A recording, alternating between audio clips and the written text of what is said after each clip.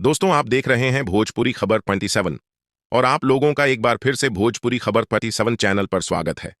दोस्तों, खेसारी लाल यादव के नए गाने का पोस्टर आ चुका है और आप लोग अपने मोबाइल के स्क्रीन के ऊपर देख सकते हैं।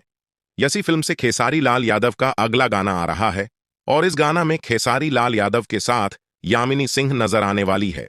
और आप लोगों को बता दें कि खेसारी लाल यादव के साथ इस गाने को गाई है प्रियंका सिंह जी और म्यूजिक है ओम झा जी का राकेश निराला जी इस गाना को लिखे हैं। और इस गाना को बहुत ही जल्द यशी फिल्म के चैनल पर रिलीज किया जाएगा। और दोस्तों, पोस्टर आप लोग देख सकते हैं, बड़ा ही रंगीन पोस्टर है और गाना का नाम रखा गया है सिलेटी रंग सरिया।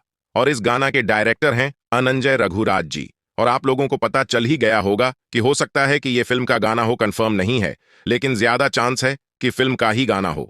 एल्बम सॉन्ग बहुत कम चांस है कि ये होगा, क्योंकि इधर यामिनी सिंह के साथ गाना का शूट हुआ नहीं है। अगर पहले का गाना होगा तो हो सकता है। बाकी आप लोग इस वीडियो को शेयर करिएगा और जो भी आ रहा है सुनिए। मैं मिलूंगा आप लोगों से नए वीडियो में। तब तक के लिए जय हिंद, जय भोजपुरी।